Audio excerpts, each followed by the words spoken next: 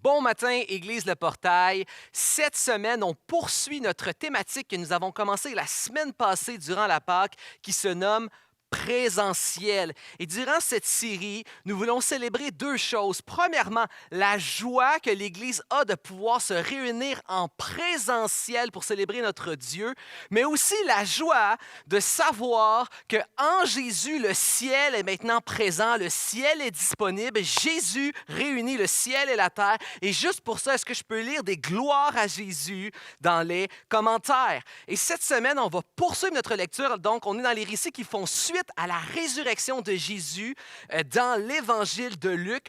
Donc, Jésus vient juste de ressusciter, tout juste de ressusciter, c'est ce qu'on a vu la semaine dernière à la Pâque, et on poursuit immédiatement les premiers faits et gestes de Jésus après sa résurrection.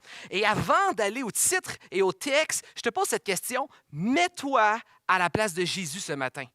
Imagine que tu es dans le coma depuis plusieurs jours et là, tu te réveilles soudain et tu apprends que ça fait plusieurs jours que tu dors dans le coma, tu as manqué beaucoup de temps. C'est quoi la première chose que tu fais? C'est quoi la première chose que tu fais? Est-ce que tu vas être du genre à vouloir aller rattraper le plus vite possible toutes tes séries sur Netflix, les épisodes que tu as manqués? Est-ce que tu vas être celui qui va devoir rattraper du travail? Tu es un workaholic, il faut que tu rattrapes ton travail. Ton premier réflexe, c'est de sortir ton padget, de sortir ton téléphone, puis d'appeler au travail, puis de rattraper la job. Est-ce que tu vas vouloir rattraper du temps avec la famille, du temps avec les amis? Est-ce que tu vas vouloir rattraper aussi les scores de ton équipe sportive? Si tu prenais pour le Canadien cette année, peut-être que c'était mieux de rester dans le coma finalement. C'est quoi les premières choses que tu vas faire si tu te réveilles du coma? Les premières actions et paroles que tu vas choisir de faire vont en dire beaucoup sur toi. Elles vont en dire beaucoup sur ce qui est le plus important et sur ce qui est le plus prioritaire pour toi. Et là, on va assister aux premières actions et paroles de Jésus lorsqu'il ressuscite. Et les actions et paroles que Jésus va sélectionner vont nous révéler ce qui est prioritaire pour Jésus. Et si tu te considères comme un disciple de Jésus, ce qui est prioritaire pour lui devrait naturellement devenir ce qui est prioritaire pour toi. Alors, c'est ce que nous allons découvrir dans la parole. Et ce que nous voyons d'entrée de jeu, ce que nous allons voir, c'est que Jésus priorise le fait d'être présent au milieu de son Église. Et c'est pourquoi le titre du message, c'est Jésus présent au milieu de son Église. Ce que Jésus priorise, c'est sa présence au milieu des siens, présence au milieu de ceux qui lui appartiennent, présence au milieu de l'adoration qui lui revient, que l'Église est appelée à lui offrir. Jésus manifeste particulièrement sa présence au sein de son Église. On va lire ensemble. On était dans l'Évangile de Luc, chapitre 24, les versets 13 à 35. Lisons ensemble. Deux disciples se rendaient à un village du nom d'Emmaüs. Et ils s'entretenaient de tout ce qui s'était passé. On rappelle la crucifixion de Jésus juste avant. Jésus lui-même s'approcha et fit route avec eux. Mais leurs yeux étaient empêchés de le reconnaître.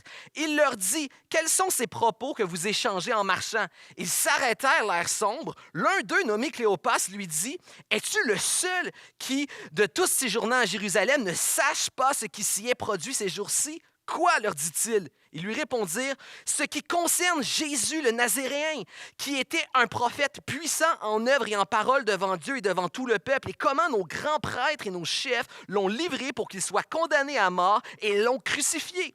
Nous espérions que ce serait lui qui apporterait la rédemption à Israël.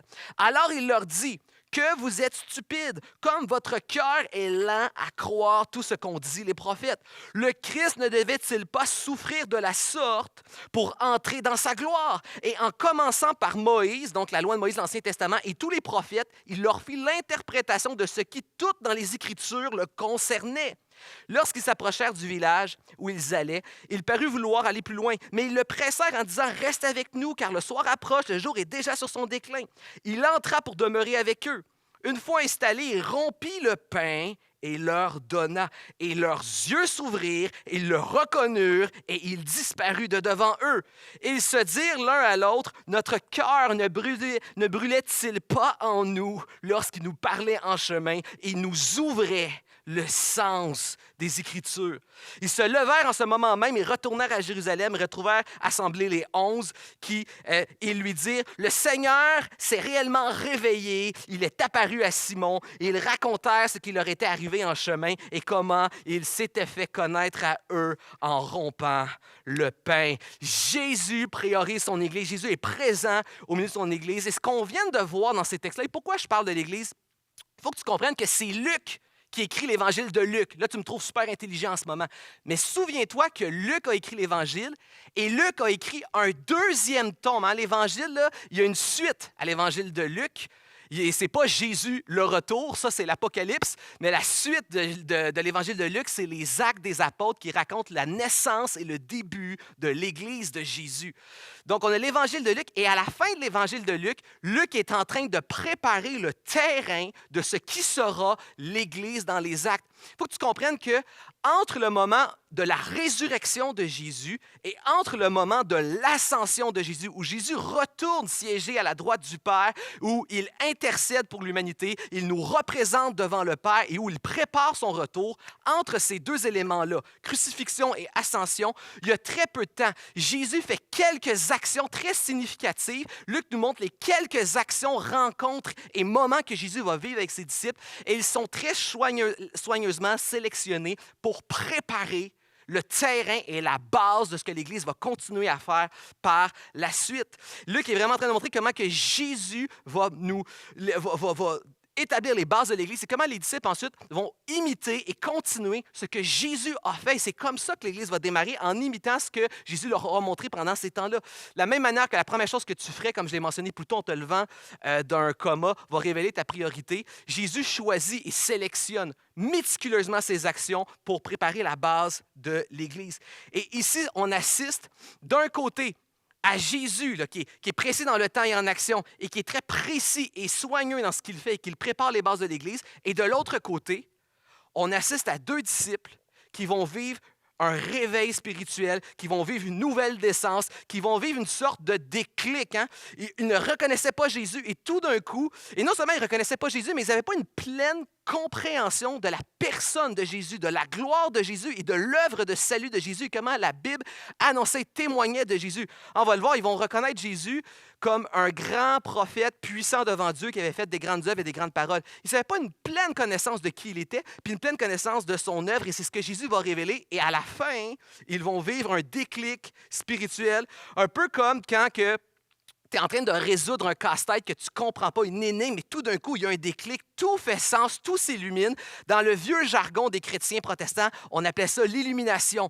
Tout d'un coup, l'Esprit met en lumière ce qu'on ne comprenait pas. Et tout d'un coup, tout fait sens, tout fait lumière claire. C'est la nouvelle naissance, c'est l'illumination. Il y a un déclic spirituel qui se fait. Jésus démarre son Église et à travers les fondements et les bases de l'Église, Jésus illumine des vies où des gens dans l'Église de Jésus comprennent qui il est, comprennent son œuvre, comprennent sa gloire, comprennent sa parole et partent en mission témoigner et fonder l'Église et offrir une adoration centrée sur Dieu. Si tu fais partie de l'Église de Jésus-Christ, si tu as eu une illumination de qui est Jésus, si tu as vécu ce réveil, si tu as vécu ce déclic et maintenant que tu comprends la gloire de Jésus et le salut de Jésus, dis-le sur les réseaux sociaux, écris-le, ne reste pas muet et déclare ta foi en Jésus en écrivant gloire à Jésus dans les réseaux.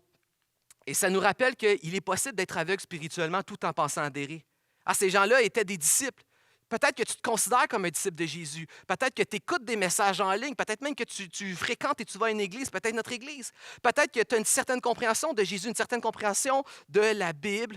Mais Jésus ne cherche pas simplement des gens qui pensent être des disciples, des gens qui le suivent, des gens qui ont une certaine adhérence. Jésus vient voir les disciples et il va établir les bases de la vie disciple, les bases d'un croyant, les bases de l'Église. Et il va mettre en lumière ce qui était moins clair pour eux sur Jésus, son œuvre et son Église. Et lorsque la lumière elle est faite, les gens vivent ce déclic et encore aujourd'hui, Jésus priorise son Église, Jésus est présent dans son Église, Jésus éclaire son Église, il manifeste particulièrement sa présence dans le but d'illuminer nos vies afin que les gens vivent des déclics spirituels, des nouvelles naissances. Et en fait, tu te souviens, il y a cet adage chrétien qui dit que Dieu est omniprésent et on le sait, hein? C'est un attribut de Dieu. Dieu est partout présent dans sa création. Dieu est omniprésent. Mais Dieu ne manifeste pas sa présence de la même manière partout en même temps. Et on voit dans ce texte que ce que Dieu priorise, là où il priorise sa présence, Jésus manifeste particulièrement sa présence dans son Église et dans les bases de ce qui définit son Église qu'il va définir dans ce passage-là. C'est un peu comme moi, hein. Je peux passer une soirée au complet avec ma femme, une soirée, on met une soirée à part, une soirée d'amoureux, je peux passer la soirée au complet avec ma femme, mais je ne vais pas toujours être là au complet de la même manière. Hein. Je ne vais pas toujours, tout au long de la soirée, manifester ma présence de la même manière. Et à un moment donné, ma femme, dans la soirée, va peut-être me dire quelque chose que tout d'un coup va me déclencher, je vais être présent, va me dire à un moment donné comme « Hey, ce matin, je lisais dans ma Bible, là, et qu'est-ce que Dieu veut dire quand Dieu dit telle chose? » Et là, elle s'en rend pas compte. Mais à ce moment-là, elle vient de déclencher quelque chose en moi. Et là, je vais me mettre à manifester ma présence et mon intérêt d'une manière particulière. C'était peut-être pas ce que tu pensais que ça allait être finalement, mais parce qu'on est très spirituel chez les Archambault, c'est ça qui manifeste tout d'un coup notre présence particulière, ce genre de questions théologiques. Mais pour faire suite aux deux pasteurs qui m'ont précédé dans les dernières semaines, je veux vous rassurer que moi aussi j'ai envie aussi des moments romantiques. Moi aussi j'ai mes moments de romantisme, mais les questions théologiques, ça manifeste particulièrement ma présence. Et on va voir quelques éléments que Jésus est en train de préparer les bases dans son Église et à travers lesquelles il priorise sa présence afin d'illuminer. Première chose, on voit que Jésus priorise le rassemblement des siens, le rassemblement de ceux qui lui appartiennent. Jésus est présent dans le rassemblement des siens. C'est très important et c'est une des fondations de l'Église. Et tu sais, il y a quelques semaines, alors qu'on était, quelques mois même, on était encore en confinement, on était en hiver rude au Québec et on a pris cette décision alors qu'on ne pouvait pas, l'Église, se rassembler à l'intérieur du bâtiment, mais on avait ce droit de pouvoir se rassembler à l'extérieur. Et on a mis beaucoup d'efforts à pouvoir organiser une réunion qui serait extérieure, avoir un stage, avoir du son, avoir des brûleurs, à encourager les gens à être présents, à amener des chocolats chauds, du café, à mettre un manteau et tout ça. Et beaucoup de gens se sont demandé, mais pourquoi mettez-vous autant d'efforts pour vous rassembler à l'extérieur alors qu'on peut avoir une réunion en vidéo? Pourquoi cet effort sur le rassemblement extérieur?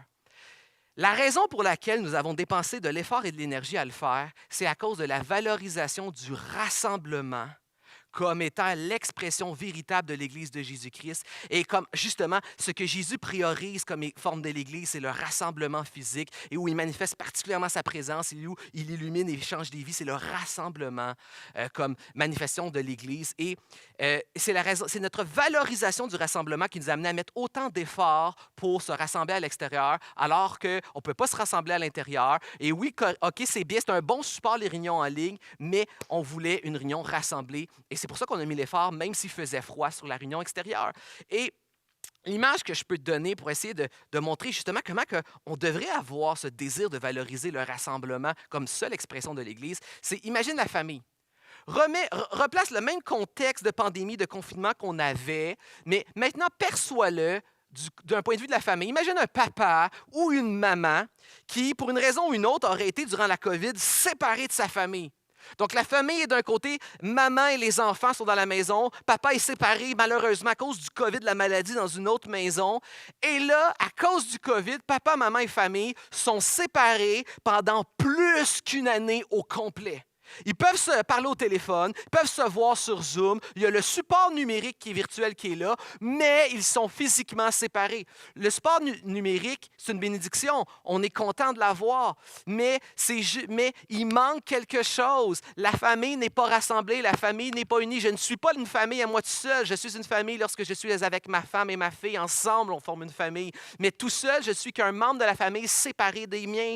Le numérique peut être un support, mais c'est limité comme support. La famille n'est pas rassemblée. Et là, imagine que le gouvernement, tout d'un coup, après plus d'un an qu'on est séparés les uns des autres et qu'on se voit juste sur Zoom, le gouvernement me dit, tu ne peux pas encore retourner dans ta maison parce qu'il y a trop de risques, mais vous pouvez vous voir dehors dans un parc. Ça, vous avez le droit de vous voir dehors dans un parc.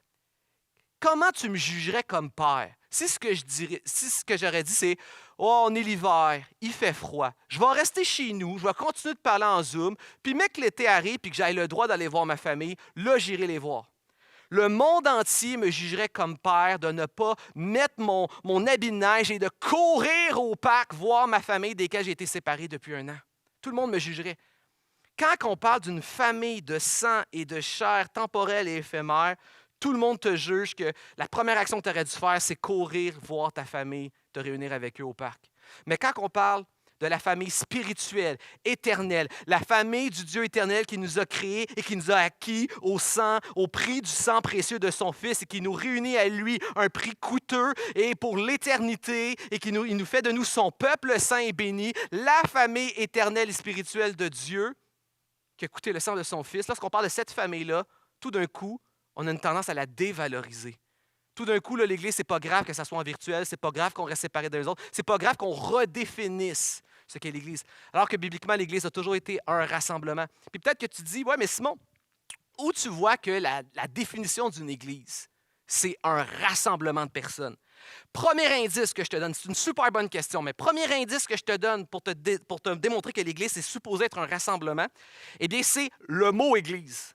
Le mot Église vient du grec ecclésia qui veut dire rassemblement.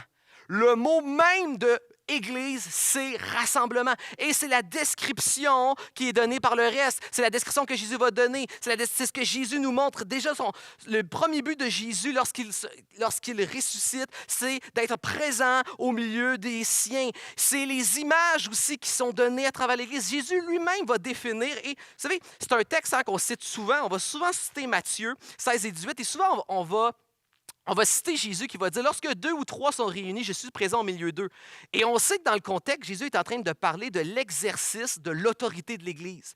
Mais intuitivement, on a toujours quand même cette référence que l'exercice de l'autorité de l'Église s'exerce cette autorité lorsque les membres en sont rassemblés. Même Jésus détermine l'autorité de l'Église au milieu d'un rassemblement duquel il est présent et donne son aval. Et les images qui sont données par la suite dans le Nouveau Testament sont des images de rassemblement. L'apôtre Pierre, dans ses lettres, il va dire que l'Église, là, c'est un bâtiment, un temple à la gloire, un édifice à la gloire de Dieu dont les membres, nous sommes des pierres vivantes. Il ne dit pas que tu es l'Église, il ne dit pas que tu es l'édifice, il dit que tu es une pierre vivante qui, assemblée avec les frères et les sœurs, forme un édifice à la gloire de Dieu. L'apôtre Paul, dans ses lettres, lui, c'est l'image du corps. Il va dire, Jésus, le Christ, il est la tête de l'Église et nous sommes tous des membres qui sommes attachés, engagés et unis, qui ont des fonctions qui sont utiles. Nous sommes des membres attachés à un corps. Nous avons une utilité, nous sommes attachés au corps et Jésus est la tête, donc encore le corps. Je ne suis pas un corps à moi tout seul, je suis un membre du corps. Et souvent dans l'Église, et tout ça vient souvent d'une phrase, d'une maxime, un slogan qu'on se répète dans l'Église évangélique, où on se dit tout le temps que l'Église, ce n'est pas le bâtiment, l'Église, c'est toi. Et c'est une demi-vérité. On a voulu répéter ça souvent pour rappeler aux gens que ce qui fait qu'on est une Église, ce n'est pas les murs, ce n'est pas le lieu, ce n'est pas le bâtiment. Et ça, c'est vrai. C'est pour ça que je dis demi-vérité. Mais ce qui est faux dans cette vérité, c'est que le bâtiment n'est pas l'Église, mais toi, tu n'es pas l'Église non plus. Tu fais peut-être partie de l'Église, mais tu n'es pas l'Église. Le bâtiment n'est pas l'Église et nous, tout seuls, on n'est pas l'Église. Ce qui est l'Église, c'est les disciples de Jésus-Christ réunis ensemble, forment l'Église, forment le corps dont Christ est la tête, forment l'édifice spirituel à la gloire de Dieu. De la même manière, je reviens à l'image de la famille qui est aussi utilisée comme une image de l'Église. Je ne suis pas une famille tout seul, mais je forme une famille rassemblée avec ma femme et mon enfant. Nous sommes la famille de Dieu rassemblée. Nous sommes l'édifice rassemblé. Nous sommes un membre du corps et le corps rassemblé lorsque nous sommes les membres attachés. Et ma question, c'est à quel corps es-tu attaché au corps? Es-tu officiellement engagé et attaché au corps de Jésus-Christ, vivant, attaché à la tête avec une fonction? Formes-tu un édifice à la gloire de Dieu avec ta place qui te revient dans l'Église de Jésus-Christ? Vous savez, même Jésus lui-même, Jésus va envoyer des messages à des églises, des lettres à des églises dans l'Apocalypse. Jésus n'a pas envoyé une lettre aux gens qui sont sans église fixe, aux gens qui se promènent d'église en église. Il n'a pas envoyé une lettre aux gens qui sont dans l'église virtuelle en ligne. Il n'a même pas envoyé une lettre aux gens qui sont dans la grande église universelle et intemporelle. Non, ces lettres sont toutes adressées à des églises qui se réunissent dans des lieux géographiques précis. L'église de telle ville qui se réunit à telle place, l'église de telle ville qui se réunit à telle place, l'église de telle ville qui se réunit à telle place, en parlant des livres de noms, des livres de vie. Est-ce que ton nom est inscrit dans une église qui se réunit dans une place, à un endroit précis? Pourquoi je pose cette question-là? Parce que ceci révèle l'importance que l'on accorde au rassemblement des chrétiens dans un endroit précis comme expression de l'Église que Jésus-Christ lui-même a voulu prioriser, dans laquelle il manifeste sa présence. Et si tu as été béni toi-même par l'Église de Jésus-Christ qui se réunit, qui adore son Dieu, déclare-le en disant « Amen » dans les commentaires. Deuxième chose, Jésus priorise sa présence dans la prédication christocentrique. Jésus est présent au milieu d'une prédication christocentrique. Jésus va prêcher l'Écriture et révéler comment elle est christocentrique aux disciples qui se réunissaient.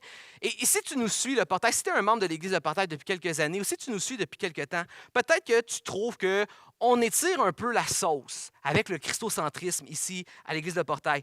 Mais une chose que je veux te faire réaliser, c'est qu'au Portail, le plus souvent qu'autre chose, nous prêchons de manière textuelle. Ça veut dire de verset après verset, passage après passage, livre après livre. Donc, on fait juste suivre ce que la Bible dit. Donc, si c'est un point de repère qui revient continuellement, c'est que c'est la Bible qui nous y ramène tout le temps. C'est même Jésus ici qui nous y ramène comment que l'ensemble des Écritures le concernait.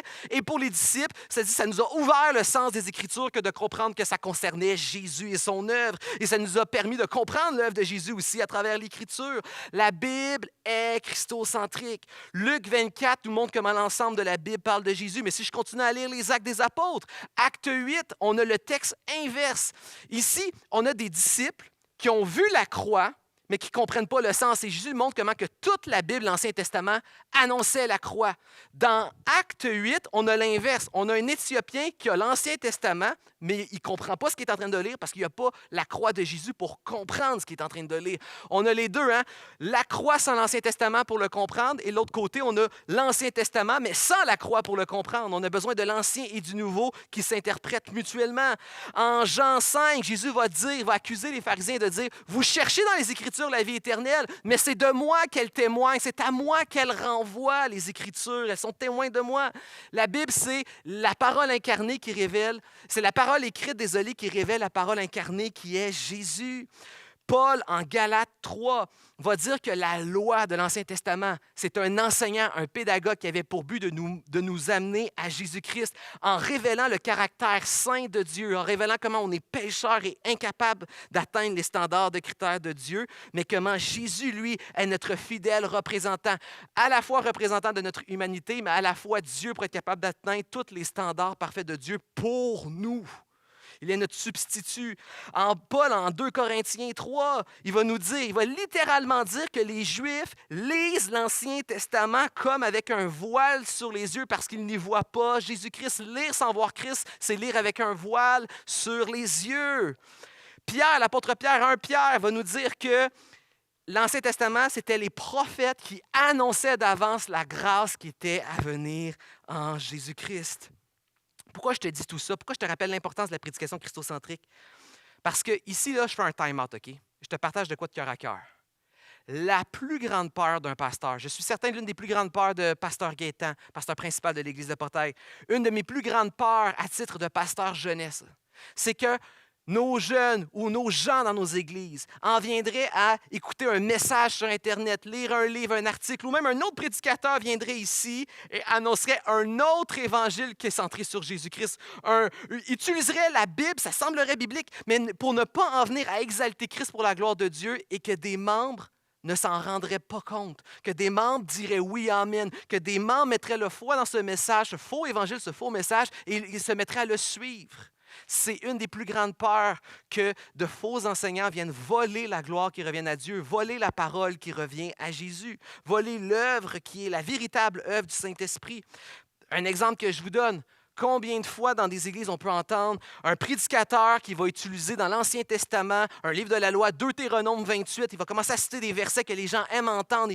Il va dire, Deutéronome 28 dit que si tu obéis à Dieu, tu vas avoir sa faveur, tu vas vivre ses bénédictions. Si tu obéis à Dieu, Deutéronome 28 dit que tu seras la tête et non la queue, que tout le monde va te devoir de l'argent à toi et toi tu ne devras à personne, que tu régneras sur les nations, que tu seras Seigneur et que tu auras pouvoir et autorité.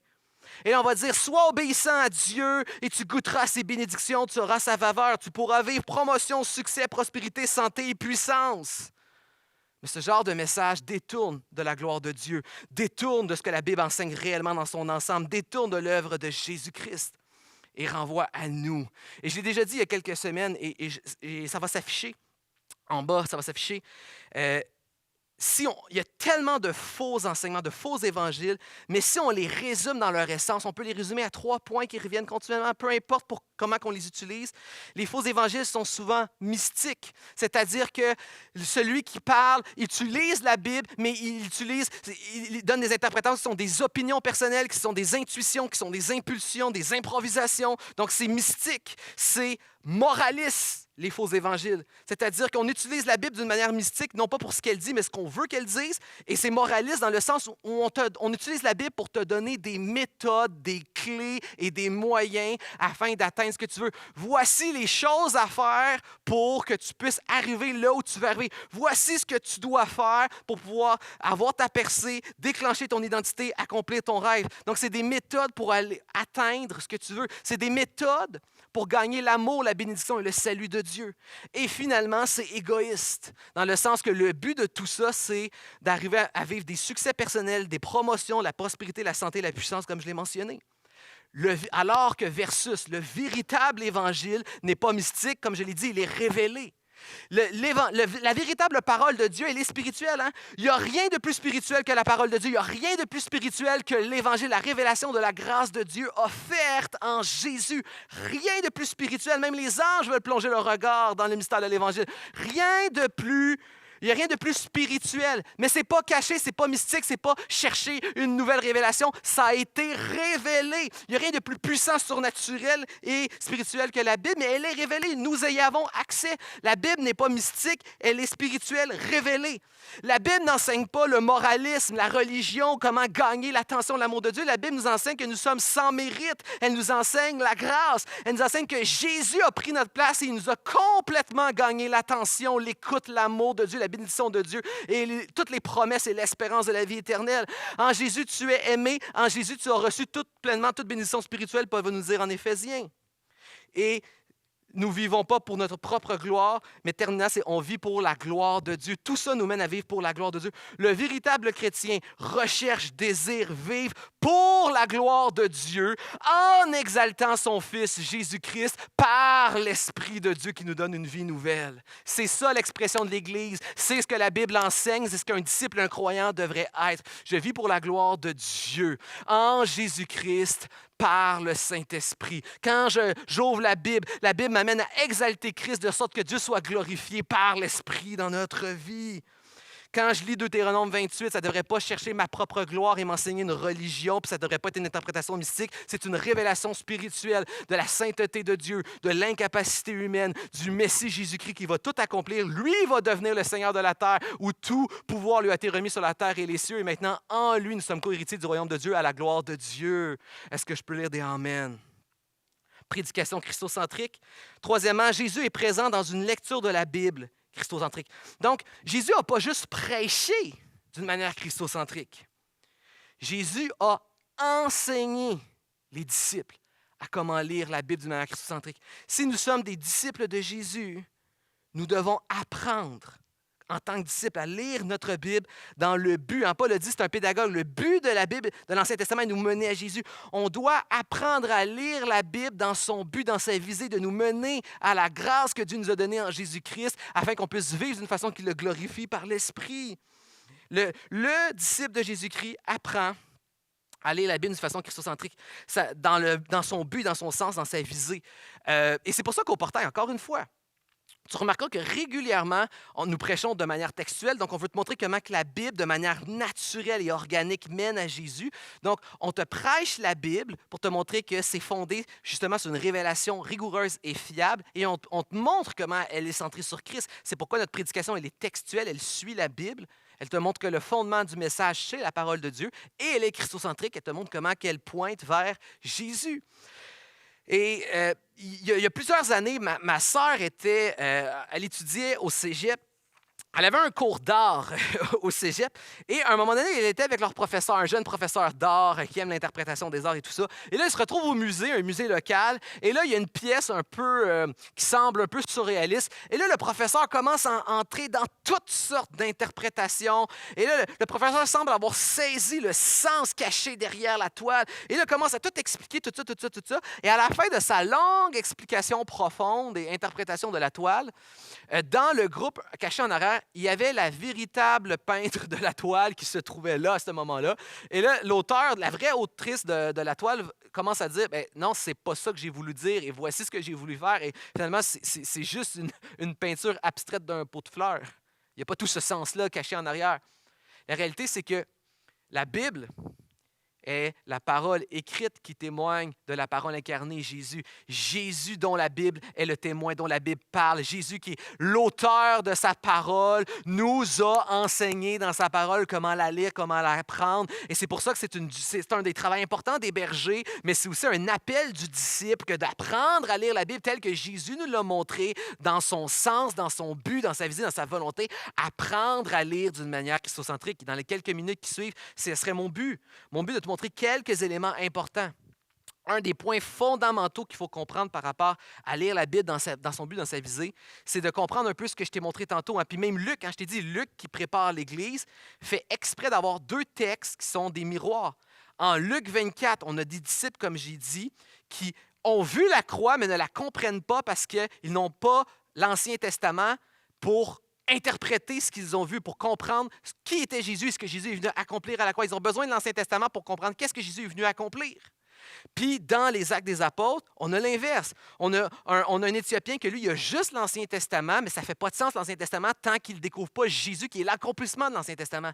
Et ces deux textes-là résument dans un récit une règle importante dans toute l'histoire de l'Église, une règle importante lorsqu'on lit la Bible. On comprend ce qui prend place dans le Nouveau Testament sur la base de l'Ancien Testament. Et l'Ancien Testament fait sens et illuminé par le Nouveau Testament. Quand je comprends l'œuvre de Jésus, je comprends que tout l'Ancien Testament préparait et m'amenait à l'œuvre de Jésus. Et quand je vois l'œuvre de Jésus dans le Nouveau Testament, je comprends ce que Jésus est en train de faire parce que ça s'appuie sur tout ce qui précède que Dieu a préparé dans l'Ancien Testament. On comprend le Nouveau sur la base de l'Ancien et on interprète à l'Ancien à la lumière du Nouveau Testament. Règle de base. Tu dois comprendre qu'il y a divers liens qui unissent l'Ancien Testament et le Nouveau Testament. Et lorsqu'on enseigne la Bible, lorsqu'on étudie la Bible, lorsqu'on prêche la Bible les pasteurs, on regarde et on constate ces différents liens. Et j'aimerais rapidement, pour que tu puisses être capable de peut-être d'apprendre à le faire toi-même, te montrer 5 types de liens qui réunissent et lient l'Ancien et le Nouveau Testament ensemble. Et déjà, première chose que tu dois remarquer, c'est que si tu as une bonne Bible d'études de qualité, régulièrement, tu vas te rendre compte quand tu lis le Nouveau Testament ou l'Ancien Testament que dans la marge ou des fois dans les notes en bas, tu vas avoir plein de références de textes bibliques qui te renvoient justement à ces différents types de liens-là. Donc, si tu lis l'Ancien Testament, peut-être que tu vas avoir régulièrement dans la marge des passages, des versets qui te renvoient vers le Nouveau Testament. Et lorsque tu lis le Nouveau Testament, dans n'importe quel passage que tu vas lire, on va peut-être te donner beaucoup de passages qui vont te renvoyer dans l'Ancien Testament parce que justement, il y a ces divers liens qui unissent ces récits-là. Et voici les 5 liens. Premièrement, des thématiques. Plein de thèmes dans l'Ancien Testament débutent dans l'Ancien Testament et ces thématiques-là vont trouver leur finalité, vont se trouver leur finalité dans le Nouveau Testament. Par exemple, le thème de la libération. Dieu dans l'Ancien Testament qui libère son peuple de l'esclavage égyptien renvoie la finalité finale de la liberté, c'est Jésus qui nous libère de l'esclavage du péché. Dieu a libéré l'esclavage physique d'un pharaon physique. Jésus nous a libérés de l'esclavage du péché qui nous menait à la mort éternelle et d'un pharaon, d'un influenceur spirituel qui est Satan. la thématique de la libération, la thématique de la guerre. Jésus qui fait la guerre pour nous gagner la victoire, la thématique de la terre promise qui renvoie aux cieux sur la terre, la nouvelle création promise. Donc, des thématiques de l'Ancien Testament qui trouvent leur accomplissement dans le Nouveau Testament en Jésus-Christ. Deuxièmement, des types, ce qu'on appelle la typologie. La typologie, c'est quoi? C'est que dans l'Ancien Testament, il y a des images, des symboles, des sortes de comparaisons qui renvoient, qui pointent vers Jésus. Fais attention, quand je parle de typologie, je ne parle pas d'allégorie. L'allégorie, c'est quoi? L'allégorie, c'est simplement l'imagination d'un lecteur qui colle des sens à tous les mots qu'il voit. Hein? L'allégorie, c'est comme celui qui dit David a pris pour abattre le géant Goliath, il a pris 3 pierres, il y en a une, c'est la foi, une, c'est la prière, une, c'est... Ça, c'est l'allégorie. Hein? Tu colles de manière arbitraire ton opinion des sens sur toutes les choses. C'est pas ça la typologie. La typologie, c'est qu'il y a vraiment un effet de comparaison. Donc, tu dois être capable d'expliquer, le lien est évident, le lien est clair entre l'image et vers quoi ça renvoie de Jésus. Donc, il y a un effet de comparaison que tu devrais être capable d'expliquer clairement. Donc, ce n'est pas juste l'imagination, ça s'explique l'effet de comparaison. Par exemple, les sacrifices de l'Ancien Testament qui servaient de substitut. Le péché mène à la mort, donc il y avait un animal qui servait de substitut pour préserver le peuple. De la même manière, Jésus est notre substitut, notre sacrifice pour notre péché à la croix. Mon péché me condamnait à la séparation et à la mort. Jésus est mon sacrifice qui me substitue à la croix. Le lien est clair. Le sacrifice renvoie au sacrifice de Jésus. Le lien est clair, le lien est évident, la comparaison s'explique. Elle n'est pas arbitraire. Deuxième chose, l'allégorie, c'est non seulement tu ne peux pas expliquer le lien, telle pierre veut dire telle chose, telle pierre veut dire telle chose, c'est vraiment juste ton imagination, mais l'allégorie aussi, ça va dans tous les sens. Il n'y a pas de cadre à l'allégorie. Encore une fois, la typologie a un cadre. C'est quoi le cadre de la typologie? Le cadre de la typologie, c'est le salut que Dieu a révélé pleinement dans le Nouveau Testament en Jésus. C'est-à-dire que puisque nous avons le Nouveau Testament, puisque nous avons l'histoire au complet, on sait comment se termine l'histoire, c'est plus facile quand on lit l'Ancien Testament de voir toutes les choses que Dieu faisait pour préparer et enseigner d'avance la venue de Jésus. Donc, le cadre de la typologie, c'est le salut pleinement révélé en Jésus, dont on est capable de remonter les traces et les miettes et les images et l'ombre dans l'Ancien Testament. C'est comme si tu écoutais un film policier une deuxième fois. La première fois, tu as vu à la fin c'était qui le meurtrier ou le méchant. Donc, quand tu réécoutes le film une deuxième fois, tu vois toutes les subtilités dans le scénario que tu avais peut-être raté la première fois parce que tu connais la fin de l'histoire. C'est la même chose avec la typologie. Ce n'est pas de l'allégorie parce qu'on connaît de la fin de l'histoire. Donc, on est capable de remonter à toutes ces choses qui préparaient, pointaient et étaient comparables à Jésus, comme les sacrifices, comme le roi David qui renvoyait à Jésus qui va être le roi des rois, comme le temple. Hein, même Jésus va dire que le temple, Jésus est celui qui personnifie réellement le temple, la présence de Dieu sur terre, là où le ciel et la terre est réunis en Jésus-Christ. Donc, le thème, le type, le contraste aussi. Le contraste dans l'Ancien Testament sert à révéler justement un besoin. Donc, on nous présente bien souvent un représentant qui va être infaillible et nous montre en quoi Jésus, lui, est un meilleur représentant de l'humanité. Par exemple, Jésus est un meilleur prophète. Il ne fait pas juste parler de la part de Dieu, il est la parole même de Dieu incarnée. Jésus est un meilleur prophète. Jésus est un meilleur sacrificateur parce qu'il est sans péché. Il est lui-même le sacrifice, il est lui-même le sacrificateur. Il est sans péché, il est pur, il est parfait. Jésus est un meilleur prophète. Jésus est un meilleur roi. Jésus est un meilleur sacrificateur. Les prophéties. L'Ancien Testament va souvent de manière explicite annoncer d'avance l'œuvre de Jésus. Même des fois, des centaines d'années d'avance avant Jésus, on va annoncer. Plus de 400 ans d'avance, on a annoncé la crucifixion 400 ans avant même que la crucifixion soit inventée. Donc, on va annoncer la naissance miraculeuse de Jésus, né par le Saint-Esprit de la Vierge. On va annoncer le lieu de sa naissance. On va annoncer sa vie, son œuvre, sa souffrance, sa substitution à la croix, sa résurrection, sa gloire et son jugement à venir. Toutes ces choses-là, des centaines de prophéties qui concernent Jésus. Et le cinquième type de lien, c'est ce qu'on appelle replacer un texte ou un passage dans ce qu'on appelle la grande histoire du salut. Certains appellent ça l'histoire rédemptrice de la Bible ou la grande intrigue, le grand récit de la Bible. Et ici, on le dit souvent, on le répète souvent, la grande histoire de la Bible, c'est les 4 C. La création parfaite, la chute, le péché de l'humanité.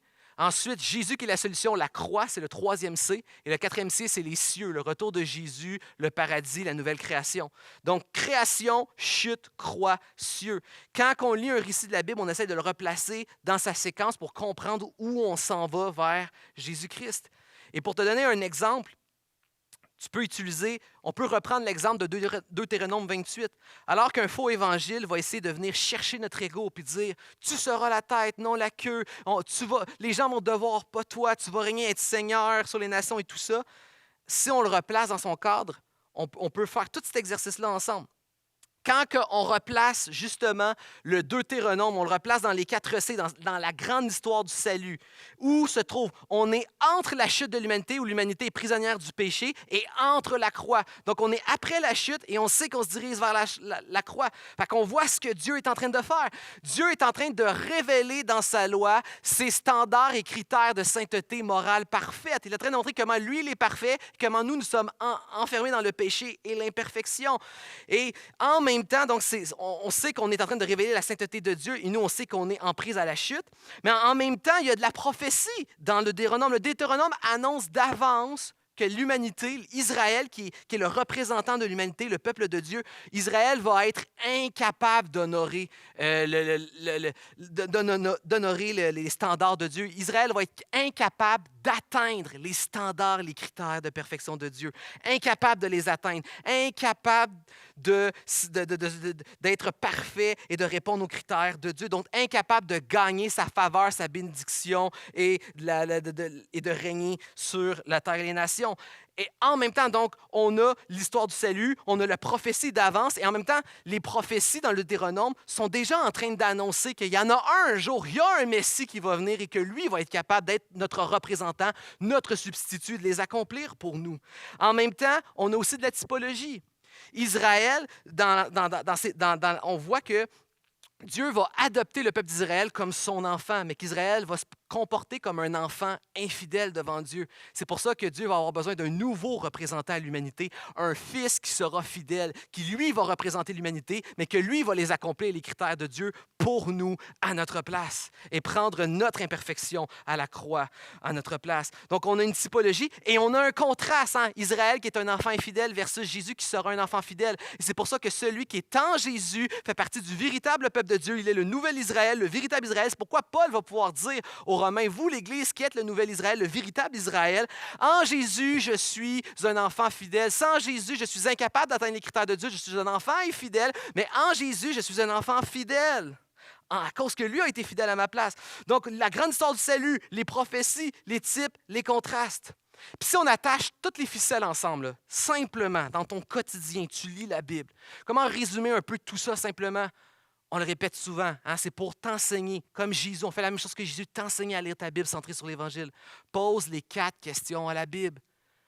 Les 4 questions de la Bible. Où est le besoin de l'humanité? Parce que la Bible révèle toujours justement notre incapacité. Premièrement, où est le besoin de l'homme? Deuxième question, où est exprimée dans le texte la grâce de Dieu? Troisièmement, c'est un peu tout ça, j'ai dit, les liens avec le Nouveau Testament, c'est pour répondre à la question de où est Jésus dans le texte? Qu'est-ce qui renvoie à Jésus dans le texte?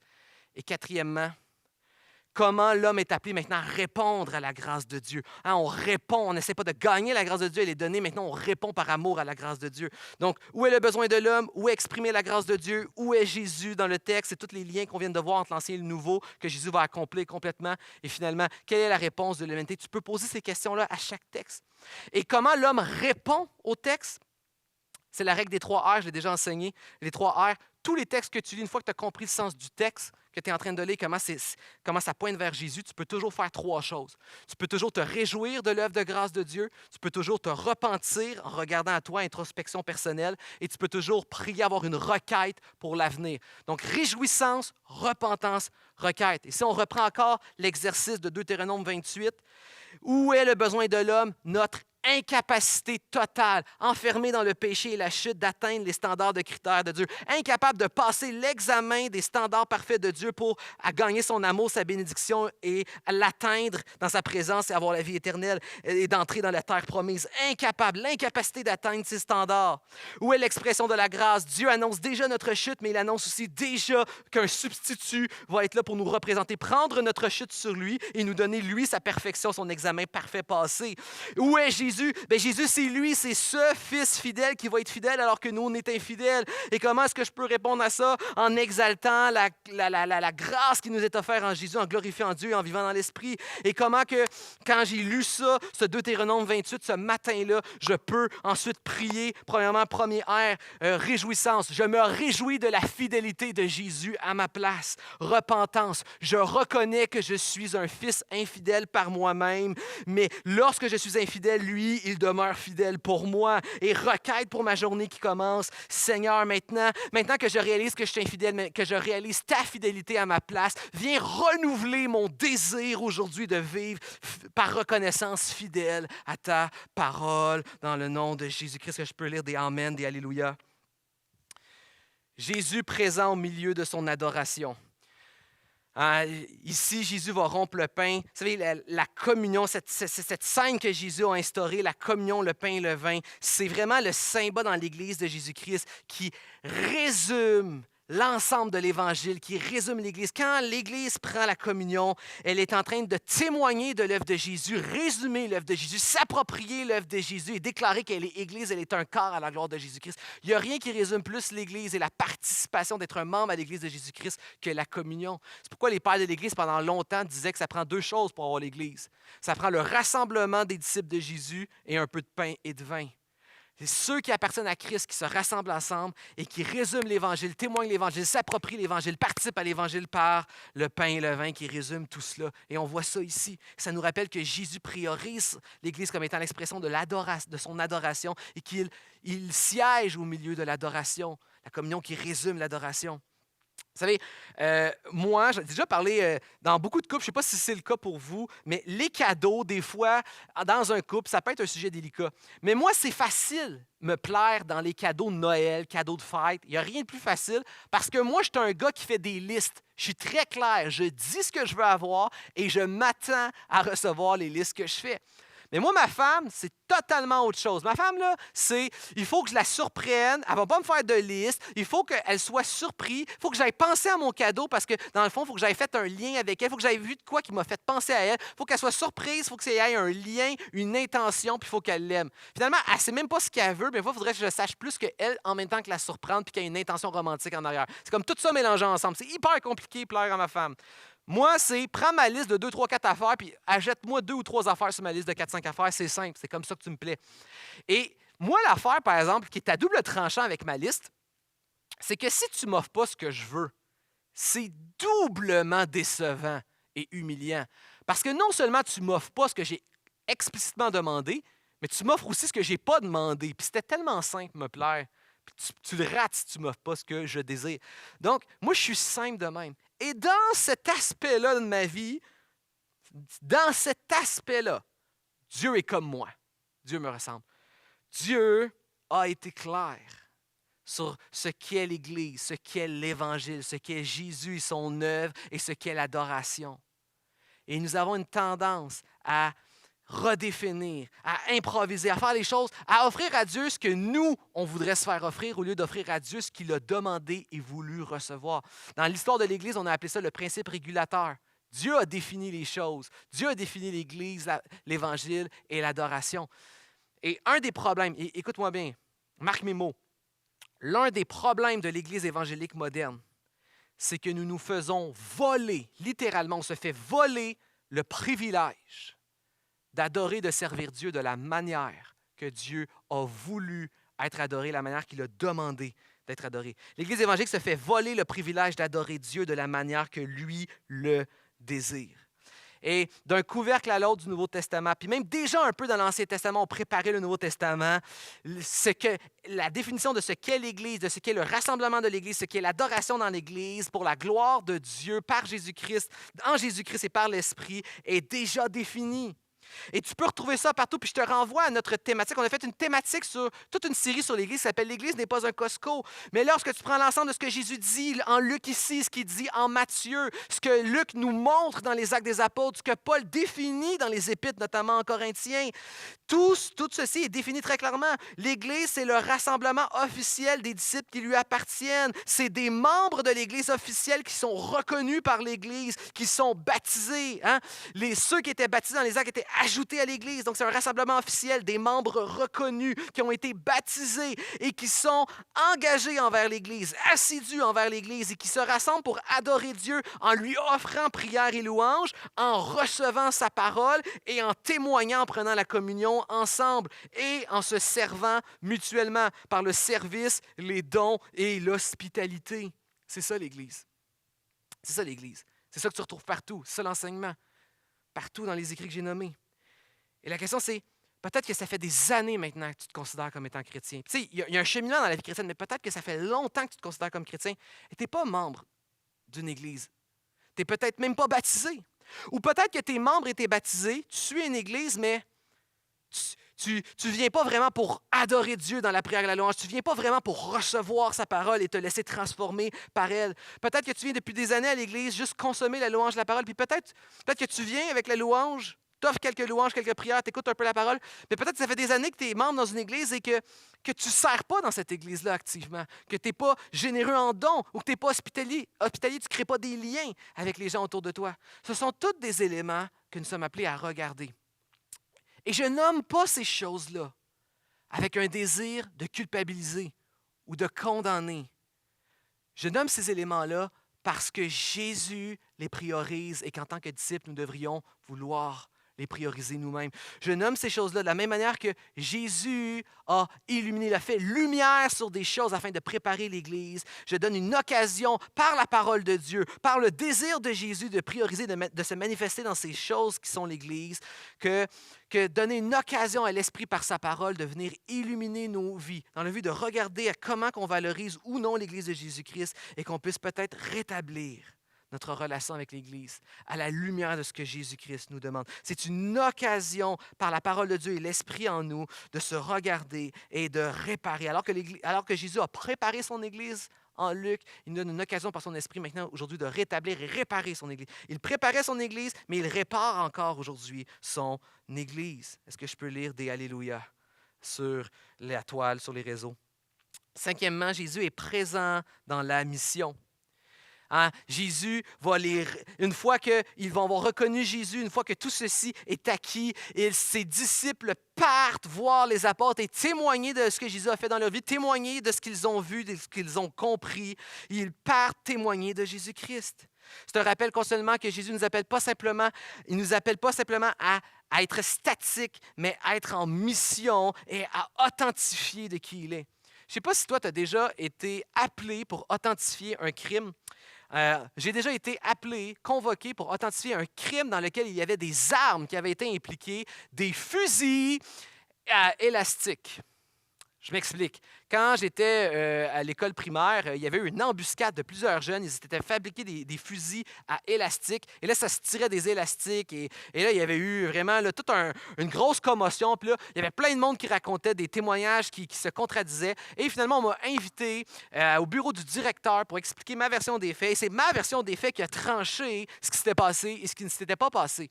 Puis, je ne sais pas si toi, tu es ce genre de personne-là ou tu connais autour de toi ce genre de personne-là. Mais tu sais, par exemple, même quand j'étais jeune, quand j'étais enfant, hein, s'il y avait des disputes et là, on devait raconter aux adultes notre version des faits, il y avait souvent une tendance dans ma famille où on penchait plus souvent qu'autre chose vers ma version, comme la version des faits. Si on devait trancher entre moi, mon frère et ma sœur d'une version, les parents avaient souvent tendance à beaucoup plus pencher vers ma version à moi pour trancher ce qui était vrai. Puis pourquoi ça? Bien, probablement que quand j'étais enfant, j'avais démontré, j'avais acquis autour de moi une certaine crédibilité, parce que probablement qu'il devait avoir régulièrement une certaine conformité dans mes propos et la réalité. Donc, j'avais gagné ce droit-là de représenter la vérité. Ma question, c'est, est-ce que toi, dans ton entourage, tu as gagné ce droit-là de représenter la vérité? Quand on réalise que nous sommes appelés à être, pareil comme quand j'ai été appelé à témoigner, nous sommes les dépositaires du plus grand des témoignages, de la plus grande des vérités, celle qui change le plus la vie des gens pour l'éternité. Nous sommes dépositaires de la plus grande mission. Et cette mission-là, c'est d'être témoin, authentifié de Christ, de son œuvre, de sa parole, de son Église. Nous sommes les dépositaires de la plus grande vérité. Nous sommes en mission d'authentification autour de nous. Ceci nous ramène à la réalité. Est-ce que mon oui est un oui et mon non est un non? Est-ce que je suis reconnu dans mon entourage pour être quelqu'un qui est reconnu pour la véracité de ses propos? Parce que je suis dépositaire du message le plus important. Si ma vie ne donne pas l'impression que je suis quelqu'un de fiable, pourquoi les gens me feraient-ils confiance lorsque j'en viens à parler de Jésus, si je ne suis pas reconnu comme quelqu'un de fiable? Donc, premièrement, est-ce que mon oui est un oui, mon non est un non? Deuxièmement, lorsqu'on me regarde, qu'est-ce qu'on voit? Est-ce qu'on voit, pas une personne parfaite, mais est-ce qu'on voit quand même une personne qui cherche à vivre conformément à ses propos? Lorsqu'on me questionne, qu'est-ce qu'on entend? Est-ce qu'on entend quelqu'un qui essaie toujours de cacher sa foi, cacher ce qu'il fait à la fin de semaine? Est-ce que je suis un chrétien agent secret, agent double? Ou non, sans crainte, sans peur? Peut-être, oui, du stress parfois. L'intimidation dans le monde dans lequel on vit, une intimidation physique, une intimidation spirituelle avec notre foi. Mais si on me questionne, est-ce qu'on peut en venir à discuter de ma foi? Quand je parle, naturellement, est-ce qu'un jour j'en viens à ma foi? Et vous savez, encore une fois, ce ne sont pas des sujets qui ont pour but de condamner ou de culpabiliser. Vous savez, être en mission pour Jésus, ce n'est pas comme être un témoin de Jéhovah qui a un quota de portes dans lesquelles il doit frapper. Ah, moi, j'avais une amie lorsque je travaillais au Starbucks qui était témoin de Jéhovah, puis elle me racontait qu'elle elle devait noter un nombre de portes et parfois, par crainte de devoir affronter les gens, elle cognait à les portes puis elle s'en allait immédiatement. Donc, elle avait cogné, elle devait donner le nombre exact de portes auxquelles elle avait cogné, mais si les gens ne répondent pas, si elle ne parle pas à personne, c'est pas grave, c'est pas de son ressort. Elle, sa job, c'est de cogner. Donc, elle se dépêchait à cogner et s'en aller cogner, s'en aller cogner, s'en aller comme ça. Elle remportait ses quotas, mais elle n'avait pas affronté les gens. C'est pas comme ça.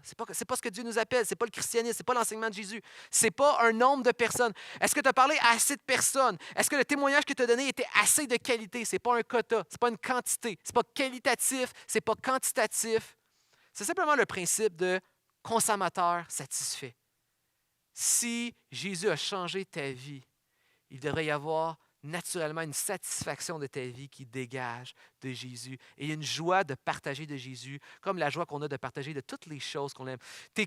On est continuellement en train de partager la dernière musique qu'on vient d'entendre, qui a touché notre cœur, la dernière série Netflix qu'on a écoutée, qui est révolutionnaire. De la même manière, est-ce qu'on peut simplement partager Jésus comme n'importe quel consommateur satisfait? S'il y a des consommateurs satisfaits de Jésus, est-ce que je peux entendre des gloires à Jésus dans les commentaires? Finalement, Jésus, on boucle la boucle, Jésus présent dans son Église, Jésus priorise son Église. Un professeur chrétien de Harvard, un jour, écrivait qu'il avait rencontré une fille qui, à Harvard, avait fait tous les cours de psychologie et de philosophie de Harvard. Et puis, on parle d'une belle grande université, Harvard, là. Ça devait être des cours de qualité. Mais tout ce qu'il y avait à savoir sur la philosophie, le sens de la vie, la psychologie, le bien-être, le thérapeutique, tout ce qu'il y avait à savoir, il y avait une fille qui avait fait tous ces cours-là et qui en était ressortie en disant « J'ai su de la plus grande école, d'une des plus grandes écoles du monde, tout ce qu'il y a à savoir sur la philosophie et la psychologie. Et ma vie est toujours chaotique et je continue de mal aller. Les choses ne vont pas mieux dans ma vie, même si je sais tout ce que j'ai à savoir de la plus grande des écoles en philosophie et en psychologie. » Ce professeur-là en venant à la conclusion, les gens n'ont pas besoin de plus d'éducation. Les gens ont besoin d'expérimenter une conversion. L'Église est l'endroit où Jésus manifeste sa présence. L'Église est l'endroit que Jésus priorise. Et comme on le voit avec les disciples d'Emmaüs au moment où Jésus a déchiré le pain, l'Église est encore l'endroit où Jésus éclaire nos vies, illumine la vérité, produit des conversions et change encore des vies. Et je veux t'appeler alors que tu m'écoutes.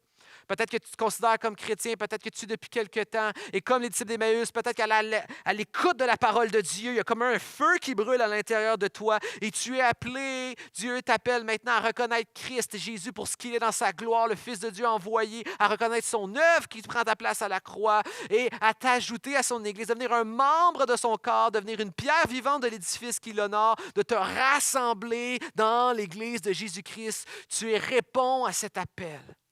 Il y en a peut-être d'autres que ça fait des années que tu reconnais, depuis longtemps tu reconnais Jésus-Christ, que tu reconnais son œuvre, que tu reconnais sa parole, que tu te considères, mais que peut-être que tu as dévalorisé et négligé les bases que Jésus considère comme étant solides de l'Église, qu'il a démontré dans ces passages-là, et que tu es appelé maintenant à te reconsacrer, à revenir à Jésus, peut-être te reconvertir en quelque sorte à Jésus-Christ et reprendre au sérieux l'Église de Jésus-Christ et remettre prioritaire dans ta vie ce que Jésus démontre qui est prioritaire pour lui.